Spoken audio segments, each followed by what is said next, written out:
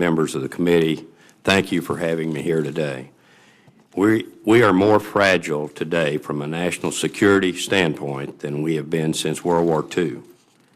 The danger stems from our overwhelming $700 billion dependency on foreign oil annually. In 1945, we were exporting oil to our allies. By 1970, we were importing 24% of our oil.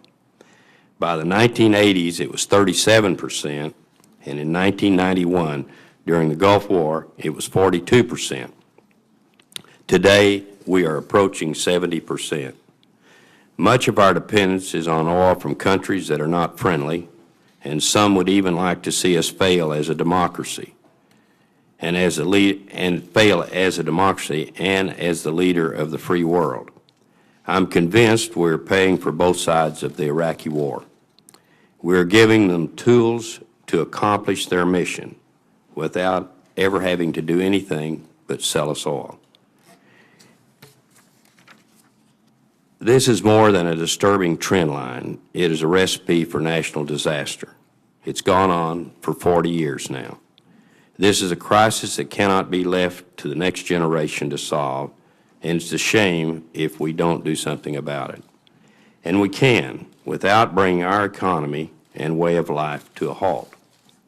I have been traveling the country with a simple message.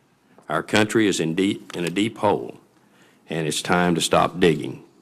I have a plan to do just that. The response from the American people has been overwhelmingly positive, and I've talked to a lot of people. The Pickens plan. It starts with harnessing wind and building out solar. We are blessed with some of the best wind and solar resources in the world. The Department of Energy estimates that we can produce 22% of our country's electrical energy needs just by utilizing the wind resource in the Great Plains. And actually, if you wanted to go beyond 22%, you could go to 40, 60, 80, whatever you want. That resource is unlimited. The plan substitutes the electricity generated by natural gas-fired plants with wind generated by electricity. Natural gas-fired is 22%. The wind is going to replace that 22%. The natural gas freed up is directed to transportation needs of the country. The natural gas is cheaper, cleaner than gasoline, and its supply is plentiful, and most of all, it's American. The Deutsche Bank today released a report, a 50-page report, which I'm sending to you. I'm having it sent to you, which is called From Shale to Shining Shale. What they're telling us is that there's a huge amount of shale gas available to us in the United States. Don't confuse this with the oil shale that's on the western slope of the Rocky Mountains. It's not the same geological situation. The result would be a reduction of our dependency on imported oil by 38%. This plan is based on proven existing technologies. It's simple and it's doable. It provides a significant bridge underlined to the future that it gives us time to develop the next generation of alternative fuels, including electric vehicles or hydrogen. It results in revitalizing much of rural America. $1 trillion of private investment would go into the Great Plains of this country. Instead of enriching other nations at our expense, we would actually recover our rural areas. It can be accomplished with private investment, but it can't be achieved unless our national government clears the way for action. Government should move immediately to build the east-west transmission corridor to ensure wind power gets to market. This would include transmission rights-of-way. I envision this could be like Eisenhower in the Eisenhower administration when they declared emergency and built the interstate highway system. The way I recall it, and you know I've been around for a long time, so I should be able to recall it. But I remember that was an emergency because of the Cold War, and it was a way to move, if we had to move rapidly, our military. But I also feel that this is an emergency too, and believe maybe that could be the approach, because it has to be done quickly, because we are pressed of the 70%. We're dependent on foreign oil, but the $700 billion a year that we're pouring out. And I'm convinced the $700 billion is really a number, a minimum number, because I think the price of oil is going to go up. I would project out for 10 years, it's going to cost us, if we continue on the same route that we're on now, we will have bought $10 trillion worth of oil from foreign producers. Government must extend for at least 10 years of production tax credits. The cost pales in comparison to the cost of foreign oil. Let me quickly address what I call the 5 Pickens principles that should be used to assess any of the energy plans brought before you. First, the plan has to slash our dependence on foreign oil by at least 30% in 10 years. Second, the plan needs to rely on 100% North American resources. Third, the plan needs to utilize existing and proven alternatives to foreign oil. Fourth, the plan needs to call on private enterprise to execute quickly. Finally, the plan requires the federal government to clear the path for implementation. Let me close with this. We have walked into a trap, and we've got to get out of it. We are the ones that put ourselves there, nobody else. I'm not pointing the finger at anybody.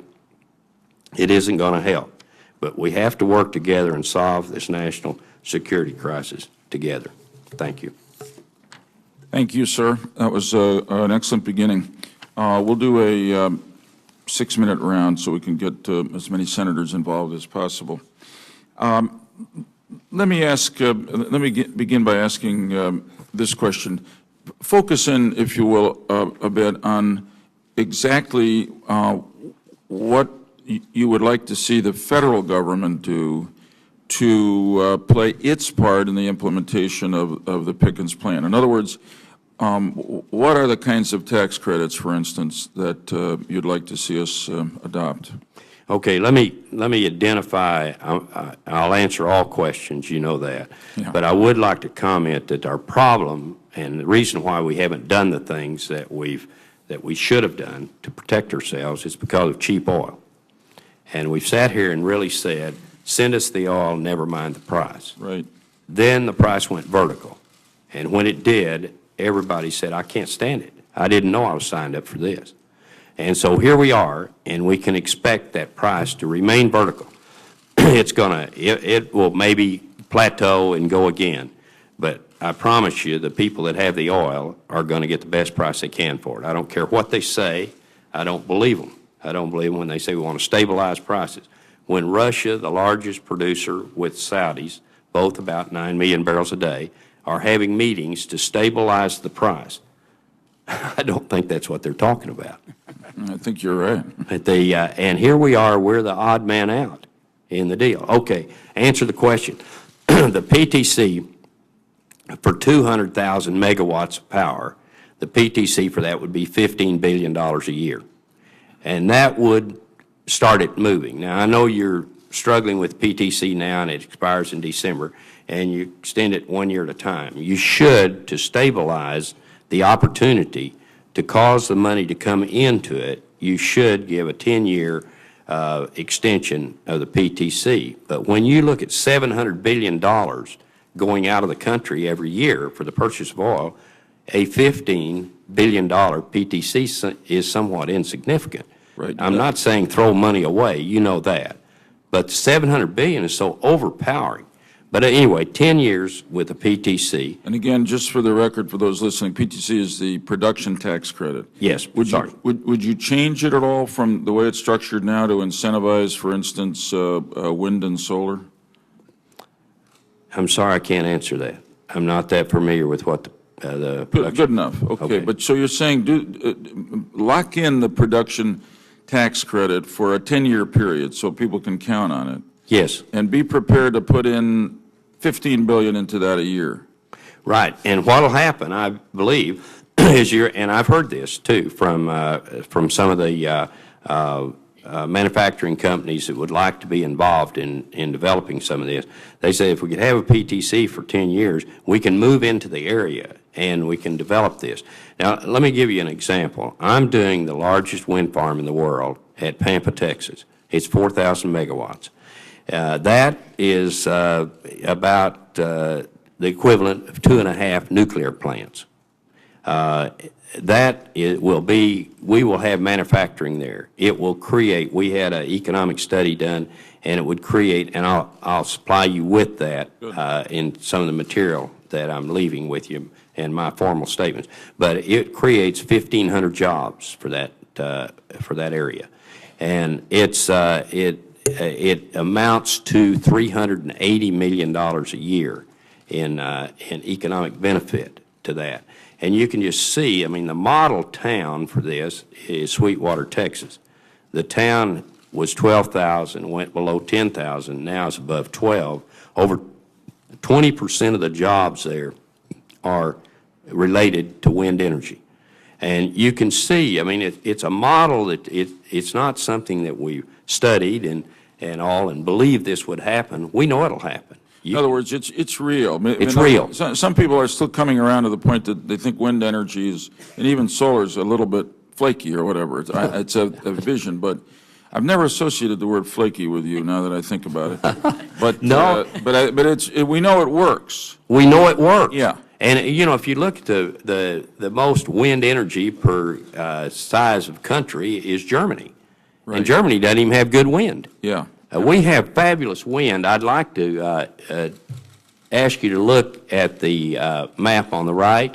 Yep, we've got copies of that up here. Yeah, you have it in front of you there. Yes, we do. But that is a fabulous resource for this country, and you've got it all along the coast too. I mean, that's available if the people want it. See, I don't want it mandated that we have to develop for wind. I know I'm telling you, the people in that central part of the United States call me. I have leased 300,000 acres to put wind turbines on it. The other day we were in Sweetwater, and we were with an ABC crew, and the ABC people were asking questions, and they said to one of the locals there in Sweetwater, said, are people unhappy with the development of the wind, the turbines? Said, no, said, the only people here that are unhappy are the ones that don't have the turbines. Got it. They want them because it's income to them, and they need the income. My time's running out. Let me ask you a quick question. Last week, former Vice President Gore made a proposal, another bold plan, which is to try to get America to produce within 10 years 100% of its electricity from renewables. Is that doable, do you think? I don't know. I mean, Al and I talk, and and the other day, you know, I mean, he's global warming. Right. And global warming for me is page 2. Page 1 for me is a 70% because of national security that we're importing. And also the $700 billion is flowing out of the country. And I told Al, I said, Al, that I'll get to page 2 after I clean up page 1. So mine is a different approach. And Al said, well, you're for OCS drilling. I said, I'm for everything that's American, everything. You know, are you opposed to electric car? Absolutely not. Plug in, electric, let's do it. Flex fuel, anything that works. Anything that's American. I only have one enemy, and that's foreign oil. That's what I want to get rid of. And if you look at it, my plan will reduce our dependency on foreign oil by 38%. And it wasn't designed this way. It just happened to be. It's a coincidence, maybe. But we have plenty of natural gas to do what we need to do. And if we could use natural gas for transportation fuel as a bridge fuel to hydrogen, electric, or whatever, by 2050, we have to be off of hydrocarbons. We'll still have hydrocarbons in the country, I hope, but we will not be, that will not be our primary transportation fuel. But if you look at our imports, 38% of our imports come from the Mideast and Africa, the two most unstable areas. Interesting. We can replace 38% of the transportation fuel with natural gas. Excellent. My time's up. Thank you. Senator Collins. Thank you. Mr. Pickens, your plan focuses on land-based windmills in the Midwest, and it has the advantage of helping to supply the electricity needs of a lot of the populated areas of the Midwest. I'm obviously not from the Midwest. I'm from New England, which has a huge reliance on natural gas for electricity. It's about double the national average. And that's something that I agree we need to change. What do you think that we should do in the Northeast and New England in particular to help reduce our reliance on imported oil? 80% of the households in my state of Maine use heating oil, so this is truly a crisis in our state. Do you have any suggestions for broadening your plan to help the coastal areas of our country? I'll broad brush sometimes, okay, and if I'm too much, will pin me down. But heating oil, that's foreign. Assume it's foreign, because we're importing almost 70%. Some of it may come domestic, but anyway, that's foreign. Get that over to natural gas is what we should do, and that the Northeast should get off of heating oil. As far as you're using natural gas for power generation, don't worry about it. Keep doing it. What will happen is the power generation, the natural gas will move out of that sector as it moves into transportation fuel. So we don't have to shut down all of our, we don't have to shut down all of our natural gas power generation. It'll just happen naturally. But what we have to do is we have to mandate the use, for instance, all government vehicles purchased in the future would be natural gas. That'll send a message to General Motors, Ford, Chrysler, and all the other. I never recognize any manufacturers in the United States except U.S. Pardon me for that, but that comes with age. I just know 3 car manufacturers. I say that, and I own a Honda GX natural gas car because I can't get an American natural gas car. But GM makes 19 vehicles in the world today for natural gas. None are made in the United States. They're made in South America and Europe. So I know they know how to make them. So if the government mandated that all vehicles at some point would go to natural gas on new cars, they would get them, they'd make them, and it would be a revitalization of the auto manufacturers in the United States, and God knows they need it too. They need the help. They need all of it. This has great economic benefits for rural America, car manufacturers, and all kinds of different areas that we could help our economy with it. But it will happen if the leadership will say, let's do this, then let it unfold and it will take place. Private industry will build the grid if you will give private industry the corridors that they can build in. That's what you have to do for us. And if the government wants to build the grid, that's good too. But I think we should start to look at the future for energy for America. And that is that we have a national grid, that we can put this together and get the foreign oil dependency out of the way. We can do it. We have not been tasked, the American people have not been tasked to do what has to be done. For instance, people tell me at breakfast this morning, well, it wins only 40% of the time. That's okay. Use the 40%.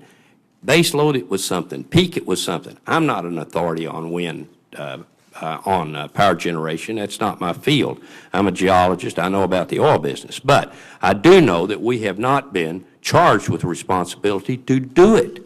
Go do it. And everybody in this country will join together. The people will follow if we have the leadership, is what it takes. And you're going to have to tell them that, explain to them first. They don't know. I promise you, the American people do not understand what we're up against. I know that from polling. I know it because I've been in the field. I've talked to people. I've looked at the focus groups. I've done everything. I think I'm prepared to respond, and I know I would have never committed the $58 million to telling this story had I not felt like the people didn't understand. I'll tell you what they do understand. they know it's something very bad about energy. Two, they don't think they're being told the truth about energy. And it's confusing to them. I think when we come out of this, by the time we get, I want to elevate this into the presidential debate, and it's not there yet. Okay, elevate it there. By the time we get the elections over, whoever wins, the American people are going to demand they know the truth about energy, they know what they're up against, and they will respond. We will see the energy use go down dramatically.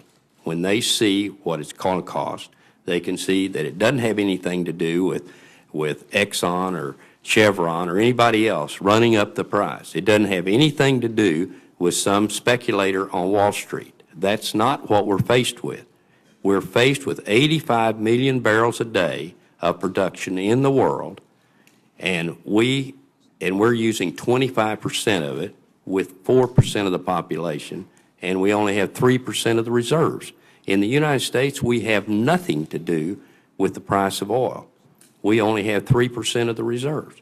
And so you tell me that a guy in China is buying a barrel of oil for $140, that he thinks it's somebody's fault in the United States. He doesn't think that. He understands. They know what it is. It's a global price for oil. You look at Brent crude sold on the London Exchange every day, and it's very close to WTI. So anyway, I've drifted off the question, but I really do get somewhat carried away with this subject. Just a quick follow-up, if I may, Mr. Chairman.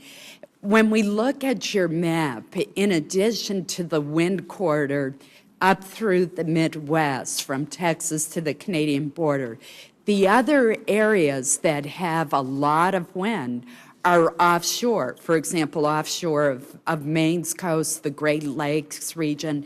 Do you see potential in offshore wind to also be part of the answer? Sure. I see everything American is good. Offshore wind, central part of the country wind, electric car, everything American is good. I'm for that. Offshore OCS drilling, ANWR drilling, yes, all of it. I want to see all of it. I want to get off of foreign oil. Yes, all of that. If I could get, put up the map of the world there. I know, and you have that in front of you, Yes. I believe. Yes, we do. But here, if you'll notice, the United States is, we have the best wind energy in the world. Now, you can see some areas over in Europe and around different places, but we, on land mass alone, we have the best wind energy. And we're going to use it. There is no question we're going to use it. And it can be melded with base load peak and wind. Solar comes into play. Solar and wind work very well together. But we haven't been pushed we're against the wall now, but we have not been charged with get yourself straightened out in America. And the reason isn't because the oil's so cheap. That's it. We sat around and just kind of lazied it, and here we are. Thank you. Thank you, Senator Collins. Senator Voinovich. Thank you, Mr. Chairman.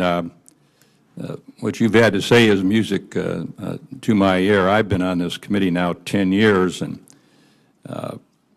we've had an environmental policy. You're talking about cheap oil, but we've had an environmental policy around here that ignores our national security, our economy, our energy needs, and the chickens have come home to roost, and now we're trying to figure out how we're going to get out from under this. And many of us feel that we ought to go after every drop of oil that's available to us, can be taken out environmentally. Many of us also believe that we need to have an Apollo-type program, as we did. You know, Senator Kennedy, or President Kennedy, said we were going to put a man on the moon in 10 years, and by golly, we did. And there's no reason why we can't figure out how we can get off of our appetite for oil. But one of the things that I never gave any consideration to, Mr. Pickens, was natural gas. And the reason I've looked at renewables, plug-ins, hybrids, you name it, but I didn't look at natural gas for the simple reason that the cost of natural gas in this country has skyrocketed to the point where in my city of Cleveland, Ohio, my state, we were paying about $3 an MCF back in 2000. Now we're paying about $10 MCF, and the people in the gas or association here in Washington say we may go up to $14 or $15 an MCF. And part of the reason why, as you know, we went to natural gas is we made it easy for energy companies to use natural gas because it was cleaner and didn't have as much emissions as, say, coal or something else. And so I'd like you to respond to the issue of how can we do this when natural gas has skyrocketed. And I think you probably know that in 98, 99, we were exporting about $19 billion worth of chemicals. Today, we're a net exporter. And the reason why is because natural gas is a feedstock of the chemical industry, urea. So that's one question. The other one is the issue of wind, in that currently wind is about 1.5% produces about 1.5% of our energy in this country. I think renewables are about, let's see, about 9. Most of it's hydroelectric. And the question is, how can you ramp that up over a quick period of time? And second of all, as you know, down in Texas, you've had some times when the wind just kind of stopped and you've had some reliability problems. And if you're going to do wind, you got to know that if you're going to have reliability, you're going to have to back up that wind with some ordinary baseload energy generation. So those two questions. One is, how do we do this with the high cost of natural gas as it is? And second of all, the whole issue of the reliability of wind in terms of a baseload provider of energy in this country. Senator, on the natural gas being the expense of it, natural gas, 1 MCF of natural gas equal 8 gallons of gasoline in energy. Okay, they'll do the same job, 1 MCF and 8 gallons. Today, natural gas is selling for $12. If you had 8 gallons of gasoline at $4, it'd be $32. So natural gas is the cheapest of the fuels now. Natural gas is selling at 40% of heating oil.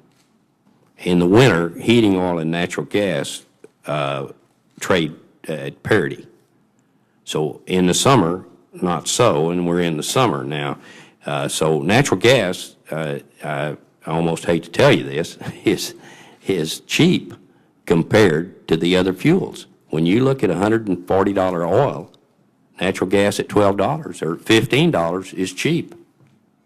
So answer that question. But where do we get the natural gas? In other words, what we've done in a way is we've increased the demand for natural gas, but the supply of the natural gas is down, and therefore the price is up. And how do you reconcile that in terms of what you're talking about? Supply is up.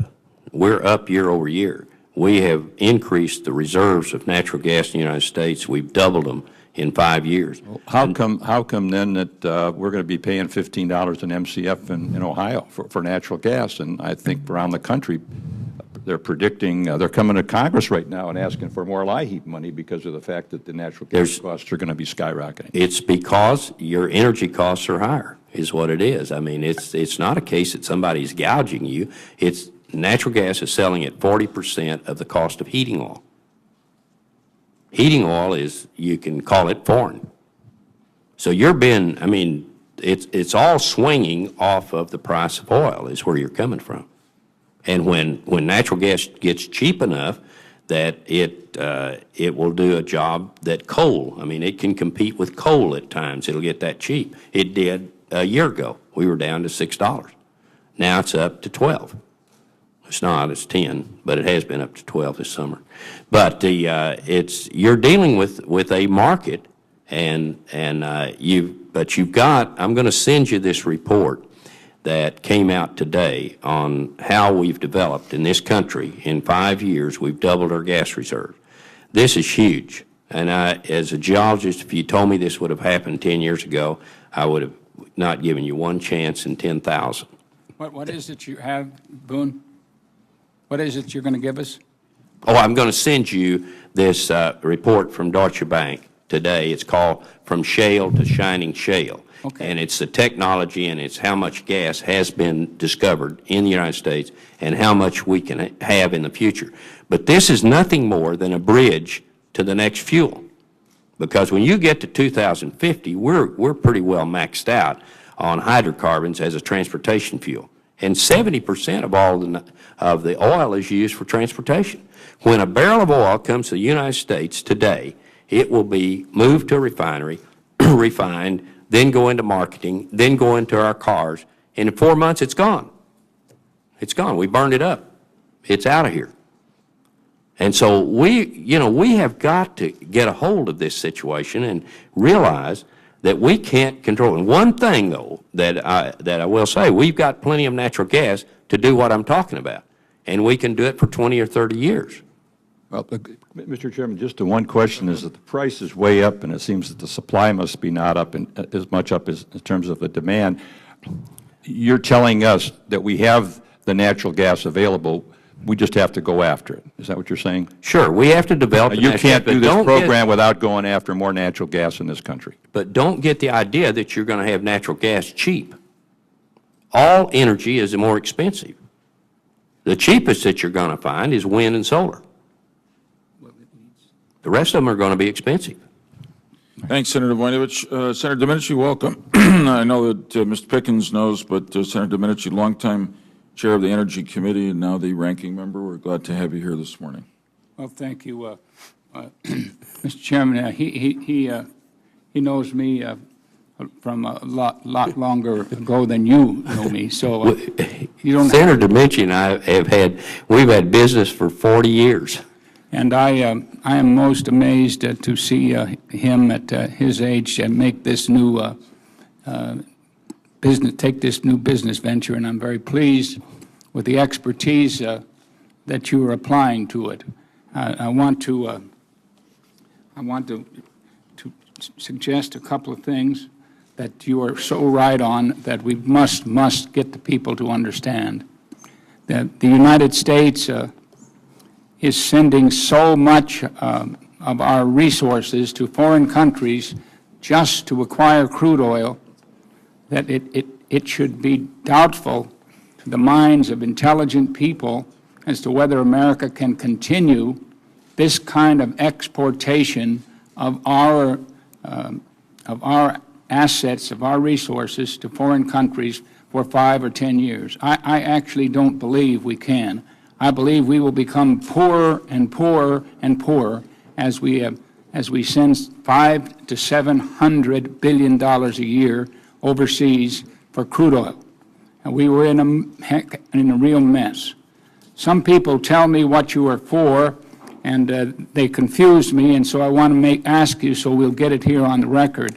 We have a bill coming up on the floor of the United States Senate that's supposed to create an energy debate. Even though it's the end of the year, we're supposed to have some time to discuss some of our energy woes and do something positive about them. Now, I'm going to ask you, you are not against us opening more of the offshore assets of the United States, where there are 85% that are locked up in a moratorium of one type or another, and you can't drill even if you wanted to. Are you on the side of those who say lift those and start drilling? I'm saying do everything you can do to get off of foreign oil, is what I'm saying. And that's one. That's one. And it's not gonna do it. Oh, no, of course not. It isn't big enough. You don't have enough reserves in the offshore to do it. It'll just be a piece of our problem. Right. And that's it. From the standpoint of the United States and paying what we're paying for oil, if we can get a reserve that is anywhere from 14 to 30 billion barrels, that is a pretty good addition to the world availability of oil that we're going to be committing to the pool if we take off those moratoria and say it's available. If you did 13 billion, added 13 billion, you would add another Prudhoe Bay. Prudhoe Bay was the largest field ever found in the United States. If you added 13 billion, you would add, our reserves today are about 20 billion. Well, frankly. So you would do 60% more than what we have. It's commonly understood that without even using modern techniques for evaluating the asset value, the resource, because we have not applied modern techniques, we have not wanted to spend money, if you would believe it, to do a seismic evaluation of these assets, because for 27 years we have locked them up with moratoria. That's a nice way to treat an American asset for 27 years, to lock it up and then say we don't know what it's worth because we haven't inventoried it. But let's, excuse me for interrupting. Surely. Okay, let's look at what we're talking about in the East and West Coast, not ANWR. Yes. Okay, the USGS, I think, says you have 85 billion barrels. Now, know that that's an in-place figure. That's not a recoverable oil figure. Correct. Okay. When they talk about the 90 billion off the coast of Brazil, Yes. that's an in-place figure again, not a recoverable. And I've seen some that have compared those two, that the Brazilians have 90 billion barrels and we have about the same. Their 90 billion is not a proven number, and it's thrown around pretty loosely. But go to the facts, and the biggest basin that we have where we've recovered the most oil in America is the Gulf of Mexico. So look at South Louisiana, Gulf of Mexico, and what have you recovered there? You recovered 40 billion barrels. 40 billion, and it is by far the preferred place to look for oil instead of off the West Coast or the East Coast of the United States. 25% America's oil comes from just where you said. That's right. And so it's, I'm not a big believer. I think you're going to get a rude awakening as to value of the East and West Coast when it's opened up and when it's put up for sale. When those tracts are put up for sale, I think you're going to be surprised at the price you get for the tracts. Well, we'll see. But in any event, it's certainly worth it for the United States, for our people to understand that this is an asset of theirs, and we ought to see what we've got and see how we can use it. And I just want to make sure that I agree. that you said that was so. Now let me talk a minute with you about turbines that run the wind generation. I understand that the United States does not manufacture these turbines. Is that correct? No, I bought them from GE, $2 billion worth of them to do 1,000 megawatts on our first step of our 4,000 megawatt project, and they're manufactured in the United States by General Electric. Well, it's generally understood by those of us who have been briefed that most of the turbine production is in Germany, not in the United States. Now, maybe GE produces. Well, Siemens is in Germany, and Vesta is in the Netherlands, and so a lot of the turbines are, and Mitsubishi is in the game too. But we can get all of that business into the United States. That's the point. Yeah, we can get it all here. If, in fact, we are on a stable path of Right. multiple-year use, we can get them to move here. If they know that we're committed to doing it, is where we're coming from. Now, one last question. It seems to me it's kind of strange that all of a sudden we've come back to natural gas in cars. You know, about 10 years ago, we were pretty much hitting hard on let's get gas in fleets, let's have police fleets, let's have bus fleets, and then we sort of let it all pale off, and now there's a big push to get natural gas automobiles. Am I correct? Yes, you are. And actually, it was further back than 10 years ago. I was in Albuquerque, and because of the air quality there, they were interested in natural gas to replace gasoline and diesel. That was about 15 years ago. All right. And, you know, Las Vegas has the same problem, and, of course, Los Angeles does. But if you look at the largest bus fleet in the world today, it's in Beijing on natural gas. I was there in July of last year, and they have over 4,000 buses on it. Yeah. The second largest bus fleet is Los Angeles MTA. Yeah. And when you look at the Port of Los Angeles, which is switching over now from 22,000 18-wheelers, it's switching over to natural gas, and I think the first tranche was 8,000 buses. That's 8,000 18-wheelers there. But look at what happened last week, Senator, that Gazprom announced they are building natural gas fueling stations all over Europe. Yes. They're switching over too. But here we are, we still drift. There are 8 million natural gas vehicles in the world today, 8 million. And that's gone from 5 to 8 in 2 years. And where are we? 142,000 Right. out of 8 million. We've done absolutely nothing. Well, we're not promoting it. You haven't yet decided that your testimony here today, where you say there's an abundance of natural gas, we as a nation have not yet decided that that's true, because we have had such pressure from the chemical industry and others that use it as feedstock to make it available to them so they can keep jobs here, that we have not focused on automobile engines to be fed by natural gas. I believe we're on the track right now with electric automobiles. If we could add an bigger incentive for natural gas cars and trucks, if we could get that going, it seems to me that we would have taken a giant stride in the right direction towards minimizing our use of crude oil from overseas, because it is automobiles and transportation that drives our dependence. If you, excuse me for interrupting. Please. Okay, if you take 22% of our power generation and make it with wind, and take the 22% of natural gas that's doing power generation to transportation fuel, you'll reduce our dependency by 38%. Yes. Okay, and what you will do is you'll bring down the price of gasoline. Yes. I promise you'll do that. And we'll do it with our own fuel. But It won't be some other, now, one thing, and Senator Vonovich mentioned that he's concerned about the price of natural gas. Yes.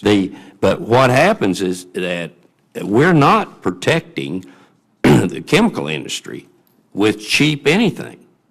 I mean, it's not our job to provide cheap to the chemical industry. I mean, they're going to have to compete globally. Well, do you think natural gas is cheap in Europe? Natural gas is $18 if you want a load of LNG spot on the market today. You'll pay $18 for it. And so we're in a global market, and energy is, the price of energy can be graded every day all around the world. Well, the United States, and that report that you're going to give us on natural gas is coupled with some new reports that are saying that we have new finds of natural gas that you didn't even dream of when you were a gas man. They're all over the country, and it's shale gas, and it's 5,000 to 6,000 feet deep, and it's in states like Ohio, states where we never did develop any natural gas, we're developing it. But that hasn't reached us yet in terms of information. Let me say that the largest gas field in the United States, believe it or not, I can see it out the window of my office. If somebody had told me in the Fort Worth Basin the Barnett Shale would become the largest gas field in America, I would have bet you $100,000 to a cup of coffee and figured I'd start drinking the coffee right away.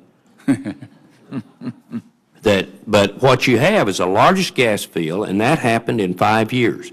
Now, the Haynesville, which is in northern Louisiana and East Texas, the Haynesville is 5 to 6 times the size of the Barnett. And then you have the Marcellus in Appalachia, and it's twice as large as the Barnett. And, you know, you go Fayetteville, you go Woodford, you know, you go to these different shale basins. There are 21 of them now, and the technology was developed by us, not me, but America. We did it here. We developed the technology to extract natural gas in large quantities. But on the price of that, though, you know, the cost to develop that, you're talking about $7 an MCF. Everything is more expensive is what it is. There are big frac jobs go into that, but we have that resource here. I almost think it's, you know, it's divine intervention to have the gas show up at such a critical time for this country and to be able to use it as a bridge to the next fuel in the next 20 or 30 years. Thanks, Senator Domenici. Thank you, Mr. Chairman. How do you take your coffee? We'll do a second round, excuse me, of 6 minutes. I want to come to the price effect here. You mentioned briefly in response to one of Senator Domenici's questions. I mean, I understand if we implemented the Pickens plan and we moved to wind and solar and natural gas moved over and took over part of the transportation sector, that we would achieve for America and for our economy a reduction, a significant reduction in the transfer of our wealth abroad. That's a major accomplishment. But let me come back to the sort of consumer side of it, because in a way, what's finally, as I said in my opening statement, sounded the alarm, Paul Revere-like, for the American people and even their leaders in Washington, is that the price of gasoline has gone over $4 a gallon. I know it's hard to say this with any certainty, but if the Pickens plan were implemented totally, in 10 years, what do you imagine the effect? I'm not asking you for an exact penny prediction here, but what would be the effect on the price of both electricity and energy to power our transportation sector?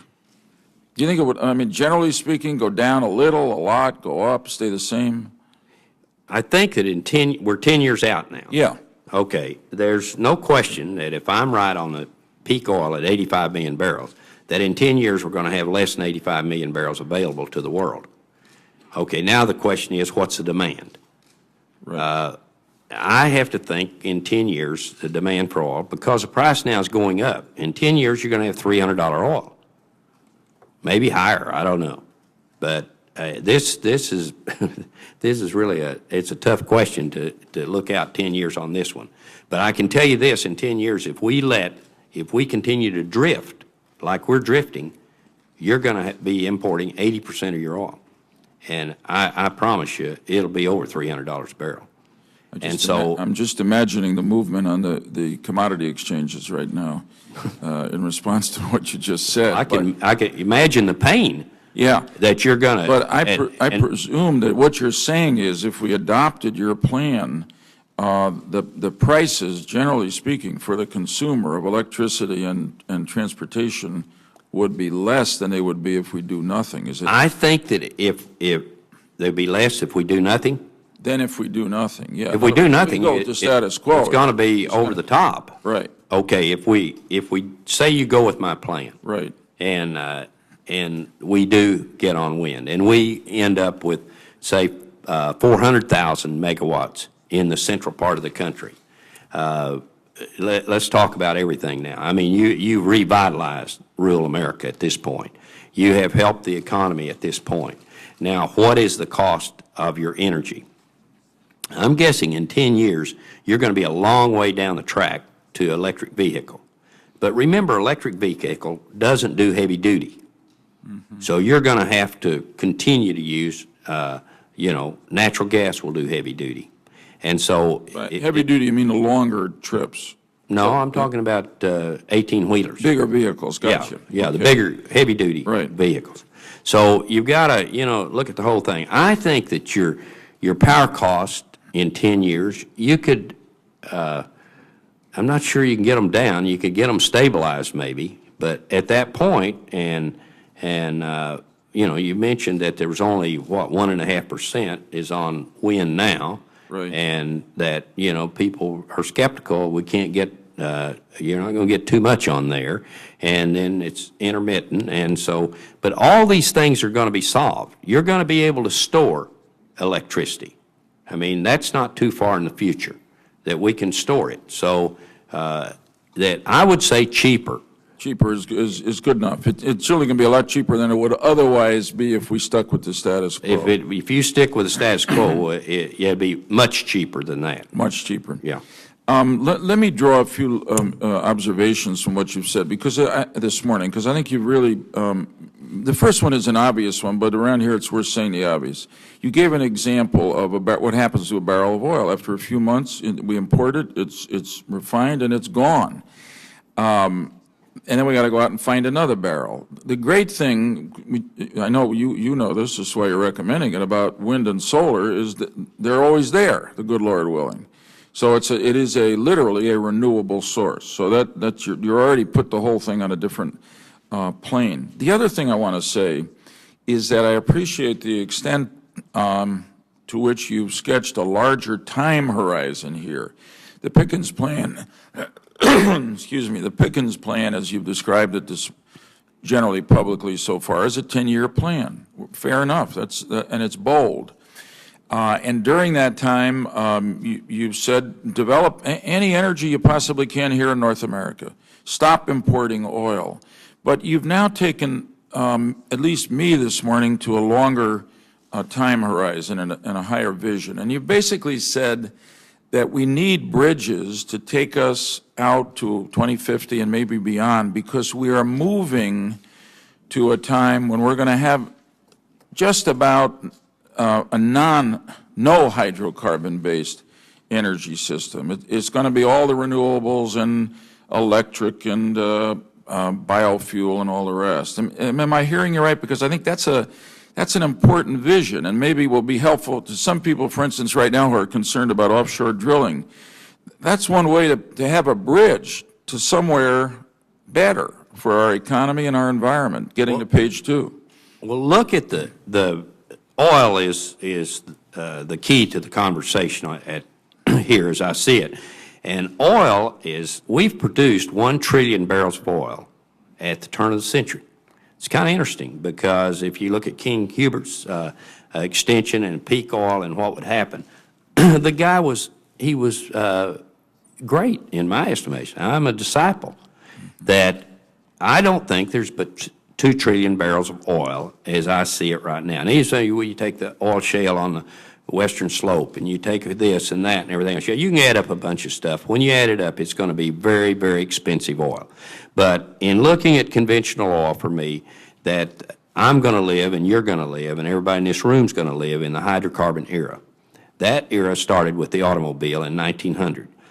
Half of the oil that I see out there has been produced by the year 2000. Now, we have another trillion barrels. You say, well, that's another 100 years. No, you started slow, ramped up, and now the next trillion is going to go out of the system here within the next 50 years. So you're going to be forced to abandon the hydrocarbon era.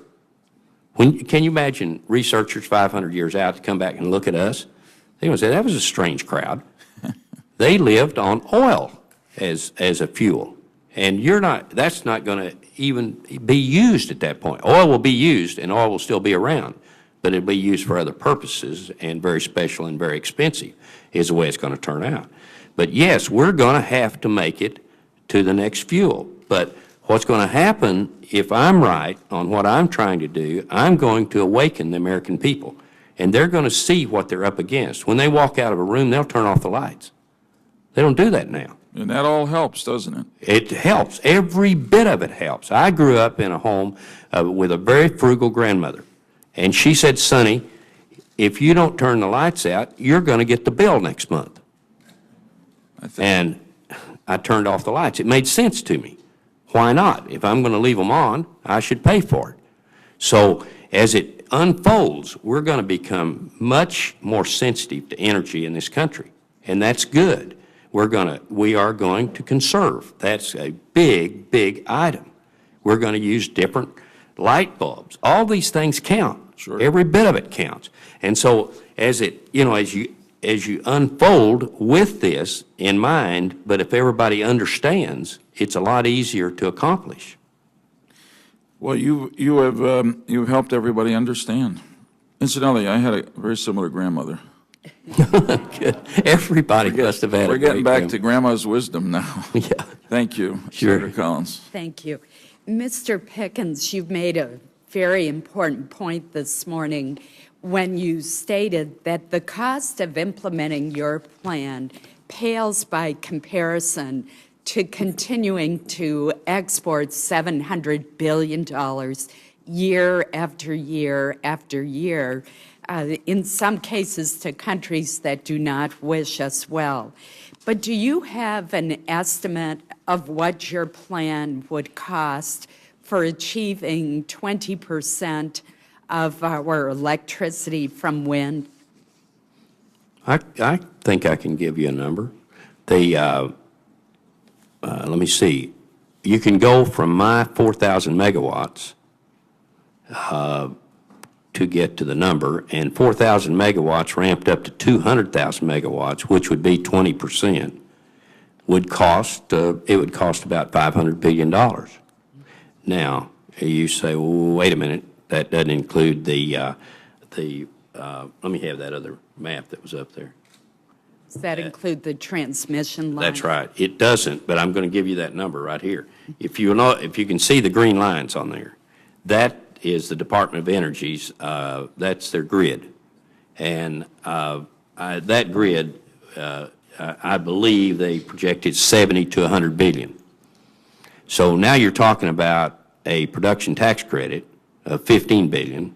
You're talking about the cost of the 200,000 megawatts is 500 billion, and you're talking about a grid of 100 billion. It's interesting, you're starting to approach 1 year's supply of oil that you're buying. But don't get the idea this replaces that oil. It doesn't. It will only replace 38%. So it's a beautiful payout if that was it. We'd all love it if you said, okay, Boone, do it, and I come back in here in 3 years and you said, did you do it? So we got it. We did it, and it's appreciate so much you opening corridors. We did do it, and we have reduced it by 38%. That'd be beautiful. I'm not so sure I'm that good, but I have confidence, and I know it has to be done. And you've talked about the importance of the production tax credit. It seems to me that it's critical that Congress stop letting the production tax credit expire. There's too much uncertainty about when it's going to be extended. Do we need a long-term commitment to the production tax credit to bring your plan about? That would, I think, solve the PTC.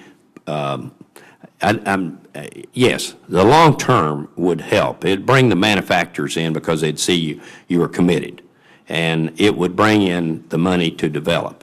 I think, I've kind of broken new ground here, which I have credit doing that several times. Sometimes it didn't make people very happy, but anyway, I have gone out and committed to the 4,000 megawatts, and that. And Shell Oil Company has done 3,000 megawatts. They're building 100 miles southwest of me.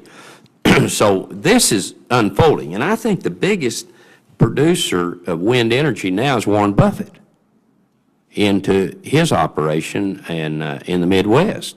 So, people they believe in this. They know it will work. And if you do give an extension of the production tax credit, I think it would just accelerate the whole thing. And just to clarify the cost issue, obviously the production tax credit is critical for this investment to take place, but you're largely talking about private investment, correct? I am talking about private investment, but if the government wanted to build a grid, do it. But if they don't want to do it, I think the money is there to do it private.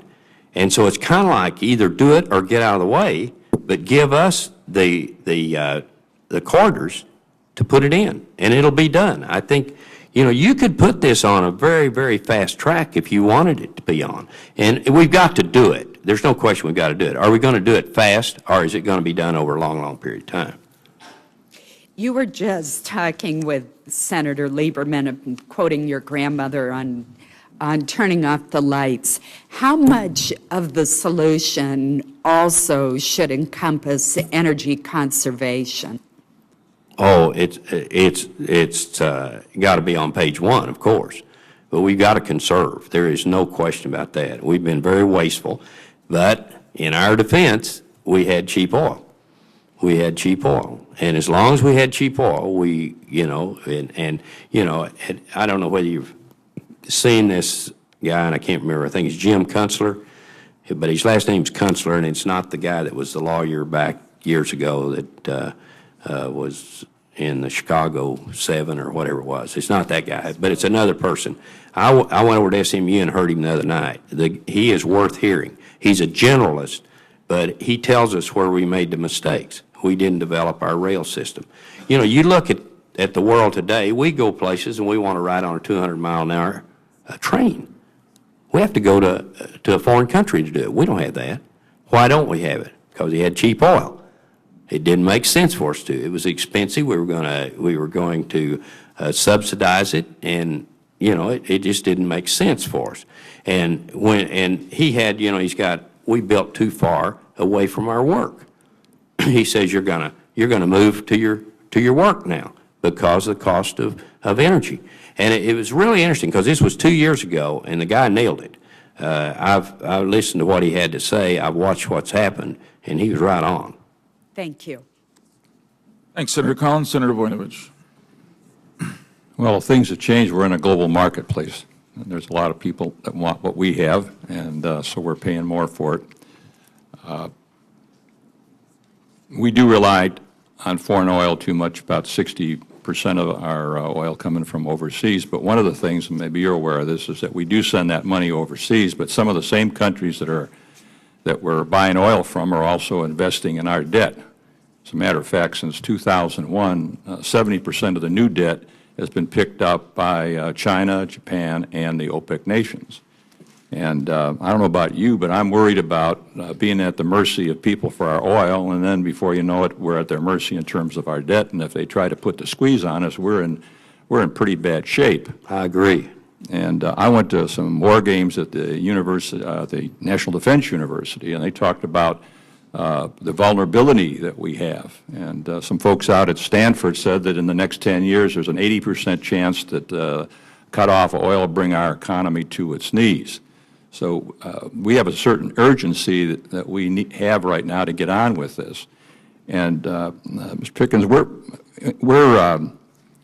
from a public policy point of view, as I mentioned to you, I didn't have natural gas in the alternatives to oil. I had biofuels, ethanol, we got to get cellulosic, electric hybrids, we're working on the batteries, fuel cells, we need hydrogen for the fuel cells, and natural gas.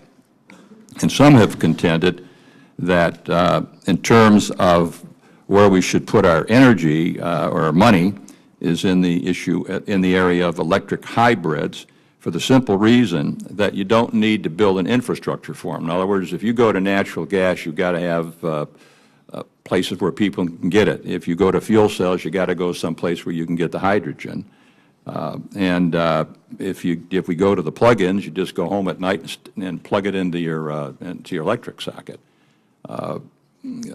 What is your attitude towards that in terms of the infrastructure necessary to get us to that alternative, so we don't have to rely so much on foreign oil? Okay, this way I envision natural gas as a transportation fuel. We have 142,000 of them. There are 8 million in the world today. And you mandate the government fleets. Other fleets are mandated also to do the same thing. You've got the Port of Los Angeles going to it very quickly now. All that can be done without you don't have to subsidize that. That can be done between user and seller on that. As far as you're plugging in at home, of course, I'm not knocking anything that happens in America, but that electric vehicle isn't going to have very much range. But natural gas, you can plug in at home too. In fact, my car, my Honda GX, I can plug in, and my cost of fuel is $1.50 a gallon. I just buy the natural gas right off of my gas line that fuels my home and heats my home and cooks my food. So it's the same natural gas. I just have a small compressor. It's called a fill, and it fills my car. So these things, I think, are minor. One that's pretty interesting is Aubrey McClendon, CEO of Chesapeake, and they're the biggest, I think, natural gas producer now in the United States. And Aubrey says, look, don't tax the oil companies windfall profits tax, but also tell them that we'll sidestep the tax, but you build the stations and take 25,000 filling stations and put an island for natural gas in it. $400,000 is what it cost. So 400,000 times 25,000 stations, $10 billion. And 25,000 stations, that'd be pretty well do it. But everything you come to, You think that they'd be more likely to do that? We've tried to encourage these depots for ethanol, for example, and there are a few more of them, but not a whole lot. And we've got all these E85 cars out there that can't go someplace and get it. So you're thinking that you're going to be able to get the infrastructure to support natural gas a lot better than you would for ethanol. well, the point on that is ethanol is a light-duty fuel. Ethanol can't work for heavy duty, but natural gas can. So I'm approaching it from natural gas would be heavy duty and first and all, but when it comes to passenger car, that let it be up to the individual on a passenger car. If they want natural gas, if they want electric, if they want E80, whatever they want, they have. Don't mandate anything for them. Let them do it. They'll go the cheapest way is what'll probably happen. And but just let that unfold however it goes. But mandate to the fleets that they've got to go to natural gas and American fuel. And the movement of goods in America, back to the same number again, 38%. 38% of the fuel used in America is used to move goods, and that's with trucks. So you have 38% comes from the wrong foreign countries. You've got 38% comes as we get with natural gas, and that moves the goods. I think it works. If you said, can you assure me that it does? I know some part of it does. Enough of it does that we will be helped. One last question, and that is this. I have a theory, and I don't know whether it's a good one or not, but I believe that if this Congress, hopefully working with the next president or maybe even before that, would make it clear to the world that we're going after every drop of oil that's available to us, that we're going to do everything we can, as I just mentioned, to have some type of Apollo project that we're going to become less reliant on oil. That includes your proposal and a bunch of other proposals, that would send a real message throughout the world that the United States finally is dead serious about dealing with our energy and oil problem, and that would have some impact on the price of oil that we're paying for right now and in the future. Respond? Yes. That I was in the Mideast last year, and they don't understand why we don't develop our resources, and they don't understand why we keep telling them to produce more. I mean, it's a little bit confusing, the message that we send. But think with me just a second. Let's say that had we developed ANWR 20 years ago, and it went on production 10 years ago, it would have been halfway depleted now. So one thing about it, what we haven't done, we still have. And so I think that's interesting. Had we done it 20 years ago, the oil price would have been $15 a barrel. Today, it's close to $150 a barrel. So what the asset that we haven't developed is worth 10 times as much as it was 20 years ago. So that's pretty sobering too. And I said I'm ready to open it up, get everything we can. I think we look a lot better to the world to develop our own resources than to say we're off limits, but you're not. I think that's a hard sell, and it's not received well in the Mideast. So I know you're finishing up on me here. I think maybe you have some time, but what we've got to do is we've got to do everything American. Whatever it is, we've got to do it and get off the foreign oil. Thank you. Mr. Pickens, that's a good note to end on. I really thank you for being here. You've been not only educational, but I think motivational, which is what we need to do. You're effectively putting a lifetime of experience in this field to work for your country in some ways that I suppose have surprised people, but you're not approaching it as an oil man. Maybe in some ways you are because of that experience. You know the reality of the fact that we only have a limited amount of oil potential left in the world. Your recommendations are actually, though they're visionary in one sense, they seem to me to be very practical in another sense and very balanced. And I not only thank you for this service to our country, but I hope you'll stick with it. Knowing you, I know you will stick with it, because I think in the end you've touched not only the nerve of a problem here, but also the if I may continue the anatomical metaphor, you've touched an American muscle, which is the muscle that when we see a problem, we have the ability, if we will it, to solve the problem to our benefit. That's the spirit you bring to the table, and may it reach the highest levels of our government and enable us to get something done real soon. Thank you. Could I say one thing? Yes, of course you can. I appreciate very much your time and your interest in what I have to say. But know this, I'm first an American and second an oil man. Amen. And you know what? If everybody up here on Capitol Hill and everywhere else in Washington, our government, approaches it that way, I'm first an American, and everything else I am, Democrat, Republican, whatever else I am, is behind that, because this problem is an American problem, and we can together devise an American solution. That's the road that you've shown us here this morning. And you know, I've announced I'm nonpartisan in this race, so this issue is way above Democrat or Republican. And we need to approach it that way. I think we will approach it that way. I want to get it in this debate, and I want the American people to know. Thank you, sir.